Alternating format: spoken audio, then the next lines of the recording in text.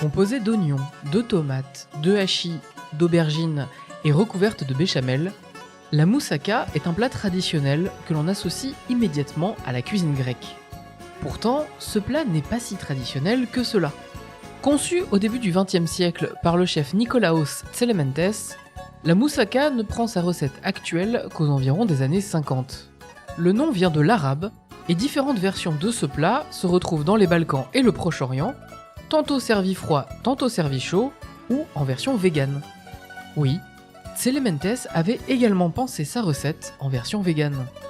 Le plat s'est répandu bien au-delà de ses frontières culturelles et se consomme assez facilement autour de nous, au point de trouver des moussakas toutes prêtes aux rayons surgelés de nos supermarchés. Aujourd'hui, nous allons apprendre à faire la différence entre une moussaka industrielle et une moussaka maison. Avec des extraterrestres.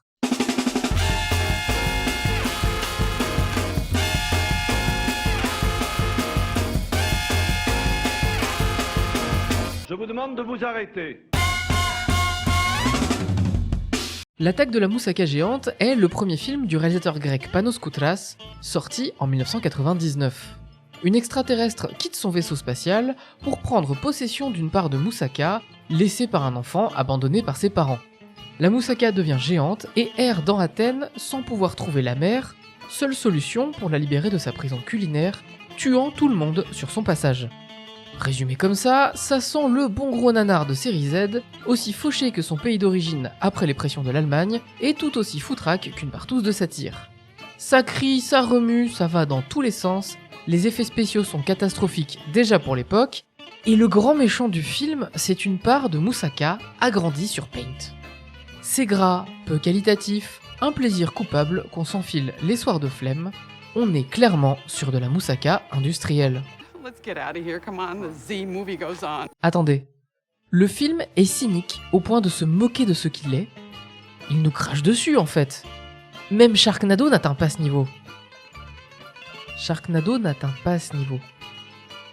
Et si le film avait conscience de l'image qu'il renvoyait ? Le personnage qui parle est une journaliste de CNN, géant médiatique états-unien, qui rit de la situation catastrophique, n'imaginant pas que cela aurait pu arriver ailleurs qu'aux États-Unis. Comme si son pays était le seul à connaître des catastrophes ou du cinéma spectaculaire. Can you believe this? I have never in my life seen anything like it. Look at those lucky bastards with all their free publicity. I thought these things only happened in the States. Guess time. Comme si le film riait de lui-même, de son manque évident de budget et de l'absurdité de son histoire, mais aussi de ses détracteurs. Let's get out of here, come on, the Z movie goes on. Ok, on reprend la recette.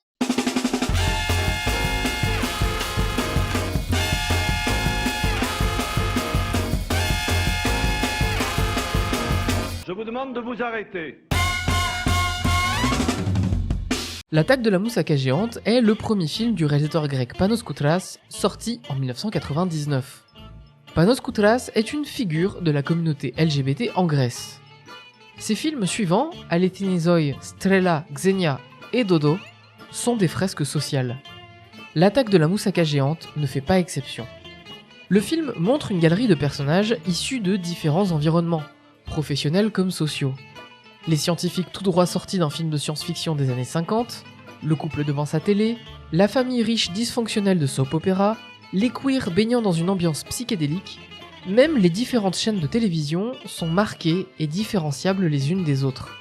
Un bon tiers du film est d'ailleurs vu à travers les différentes émissions télé qui évoquent cette attaque de moussaka géante.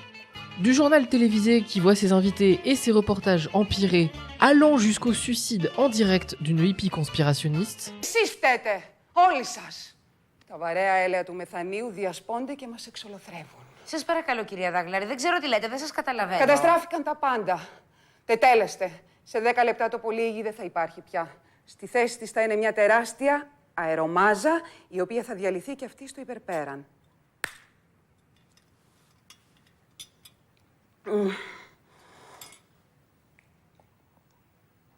Κυρία Δάγλαρη, κυρία Δάγλαρη, τι κάνετε?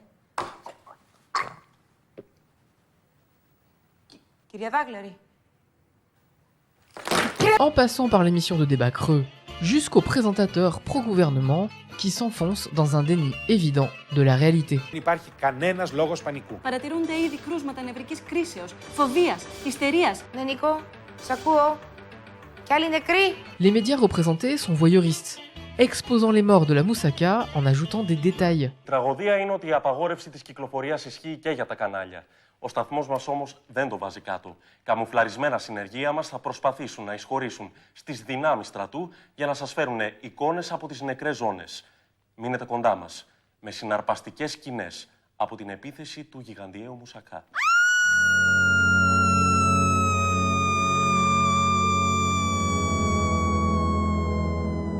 Et les différents intervenants sont inutiles ou en décalage complet avec la situation.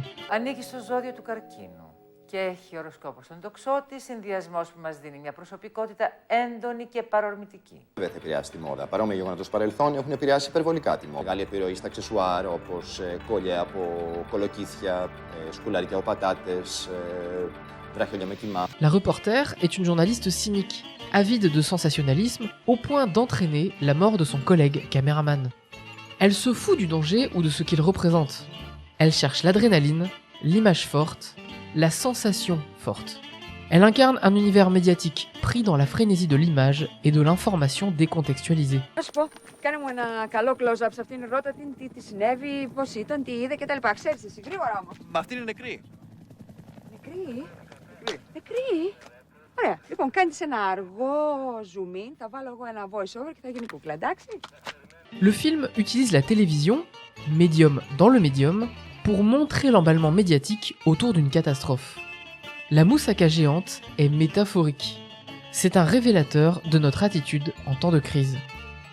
L'attaque de la moussaka géante est une critique des médias, surenchère d'écran et d'intervention qui occupent toute notre attention, créant un climat anxiogène allant jusqu'à nous couper de la réalité.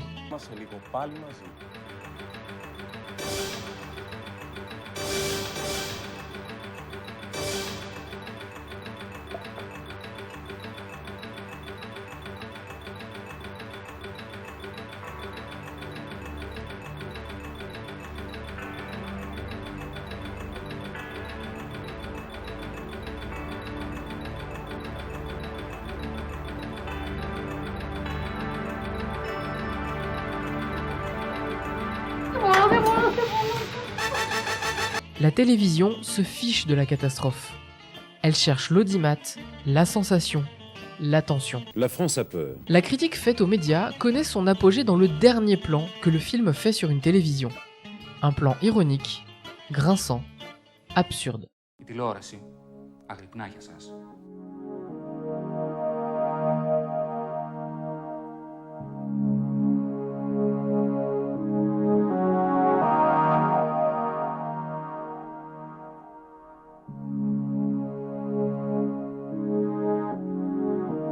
Un grand absent de cette présence médiatique est la politique. Il n'y a qu'un seul personnage d'homme politique dans tout le film, en la personne du père absent. C'est un ministre dont on ignore la fonction, plutôt moderne, c'est le seul personnage à parler anglais sans raison ou à utiliser un téléphone portable. Rappelle que le film est sorti en 1999. Pourtant, c'est un traditionnaliste, comme en atteste son clip de campagne.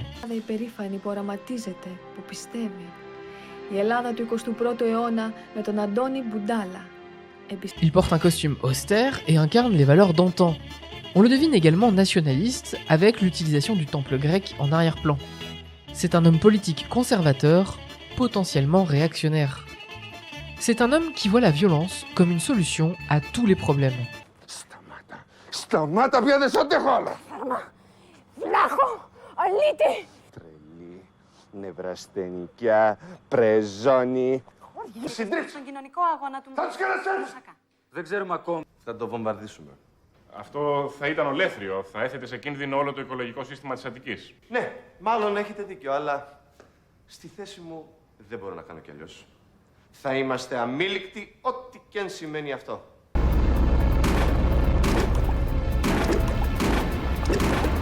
Le film montre l'inefficacité des politiques conservatrices ou réactionnaires en temps de crise, et le caractère factice, voire hypocrite, des convictions qu'ils affichent.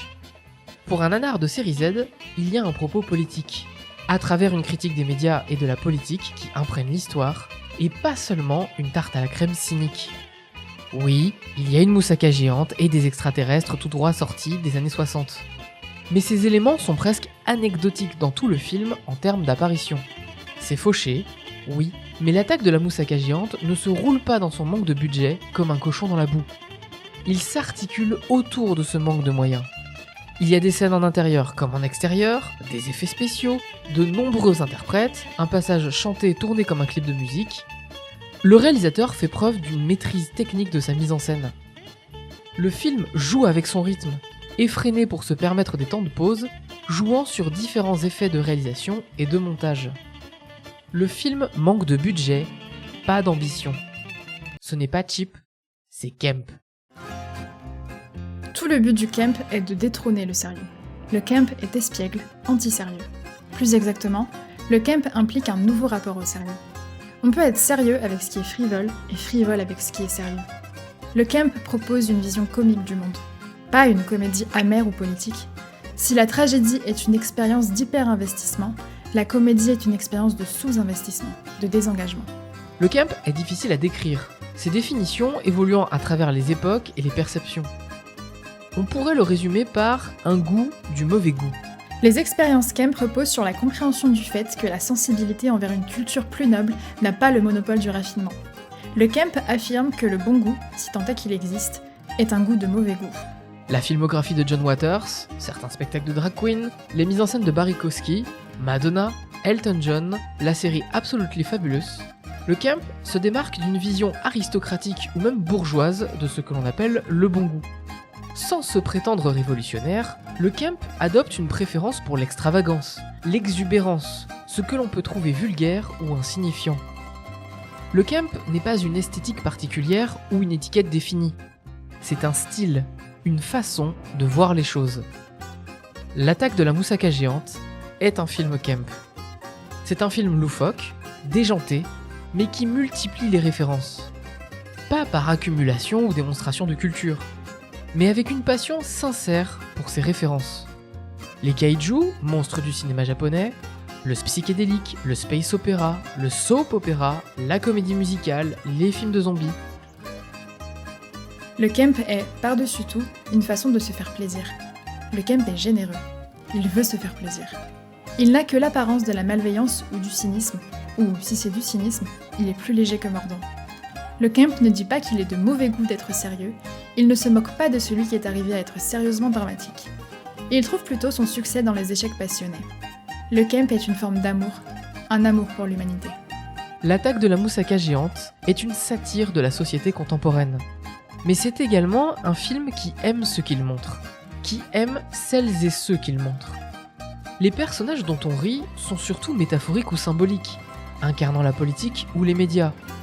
Le film a une véritable tendresse pour les personnages entre guillemets lambda. Dans une société dysfonctionnelle, anxiogène, apathique, certains personnages ne cherchent pas à survivre, mais bien à vivre, à tracer leur chemin, à aimer et à s'aimer. La relation particulière entre le camp et l'homosexualité doit être expliquée. Même s'il n'est pas juste de dire que le camp est homosexuel, il n'y a aucun doute sur leur affinité et leur lien. Tous les homosexuels n'apprécient pas le camp. Mais les homosexuels, en majorité, constituent l'avant-garde et le public le plus visible du camp. Oui, l'attaque de la moussaka géante est aussi un film LGBT. Si l'on associe facilement Grèce et homosexualité, c'est pour son acceptation sociale durant la période antique. Mais depuis Sparte, Athènes ou la phalange thébaine, le pays a fait du chemin. Les représentations LGBT dans le cinéma grec sont plus que limitées. Après la Seconde Guerre mondiale, la Grèce connaît une guerre civile qui se solde par la victoire du camp réactionnaire. Le cinéma vient appuyer ce tournant politique. Des années 50 à 70, de nombreuses tragicomédies sur la famille et le mariage sont rapidement produites et réalisées. Plusieurs de ces films comprennent un personnage homosexuel, entre le marginal et la caricature dont on se sert beaucoup trop comme ressort comique douteux. La dictature des colonels, régime d'extrême droite au pouvoir de 1967 à 1974, va accentuer les aspects racistes, misogynes et homophobes de ces films. Il faut attendre 1982 et le film Ange de Giorgos Katakouzinos pour enfin voir un personnage homosexuel central sur les écrans grecs. Mais c'est une homosexualité malheureuse. Panos Koutras ne s'inscrit pas dans cet héritage cinématographique, mais il en a conscience. En témoigne la scène où le personnage de Tara regarde une de ces tragicomédies mal jouées tout en se nourrissant de junk food industriel. Ce n'est pas frontal, c'est un pied de nez, un choix artistique. Le réalisateur diffuse différents éléments ou clins d'œil LGBT dans tout son film. Le personnage de Tara, prénom féminin, qui porte des vêtements qu'on associerait à ceux d'une femme, est joué par un acteur, Giannis Angelakis. Le personnage n'est jamais qualifié d'homme ou de femme, de travesti ou de trans. Tara est. Aucun commentaire n'est fait sur la sexualité d'Alexis, le scientifique qui tombe amoureux de Tara. Alexis aime. Les couleurs du drapeau LGBT se retrouvent de façon néon pastel dans le vaisseau des extraterrestres. Extraterrestres dont une des répliques peut avoir un double sens si on admet leur homosexualité. On peut voir à la fin du film un coming out symbolique de la mère, qui fuit son couple où elle est malheureuse pour rejoindre ces femmes extraterrestres. Et les blouses des scientifiques. Une blouse de couleur coûte plus cher qu'une blouse blanche. Dans un film avec un manque de budget visible, un tel détail est tout sauf anodin. Et le rose est une couleur que l'on associerait plus souvent aux femmes qu'aux hommes. Habiller des scientifiques hommes en rose n'est pas anodin. Ces éléments, ces personnages, ne sont pas explicites ou revendicatifs. Ils sont là, ils existent, diffus, dilués, au milieu de la société, au milieu de la crise, vivant bien plus que survivant. Le cinéma de Panos Koutras est un cinéma qui dépasse les notions de genre ou de sexualité. Tout est fluctuant, évoluant au gré des envies et sans tenir compte des étiquettes. Il n'est pas en opposition au militantisme LGBT. Il va au-delà. C'est un cinéma utopique où tout le monde est accepté. Une moussaka, c'est plusieurs ingrédients, plusieurs couches, plusieurs saveurs. C'est un plat multiculturel que l'on retrouve dans de nombreux pays, dans différentes versions ou réinterprétations. C'est un classique de la cuisine qui n'est pas si classique que ça. L'attaque de la moussaka géante est plus qu'un nanar. C'est un film LGBT, une satire sociale, un film sur l'amour et une mine de références. C'est un film riche et généreux qui va bien au-delà de sa simple forme. Ma culture, c'est une culture populaire et une culture gay aussi. Ça, c'est mon langage. C'est le langage que je m'en sers pour raconter mes histoires. La mythologie grecque ou la télé-réalité, les contes, les allusions freudiennes, tout ça fait partie de ma vie, hein, fait partie de moi. Et pour moi, il n'y a pas vraiment de différence. C'est pas une question de ça c'est plus sérieux et ça c'est plus léger. Alors il faut non. Dans l'appréciation du cinéma bis, des films de série Z et des nanars, il y a une véritable tendresse pour ces projets improbables et déjantés, avec un manque de sérieux académique, mais furieusement investi dans leur démarche artistique. Il peut aussi y avoir une forme de moquerie pour ce que certains considèrent comme des ratés, trop ambitieux pour leur budget, trop impliqués dans leur grandiloquence. Un ricanement qui s'arrête à la forme sans voir le propos. L'attaque de la moussaka géante n'est pas un film absurde parce qu'il y a une moussaka géante ou des femmes extraterrestres. C'est un film absurde qui montre l'absurdité de notre société.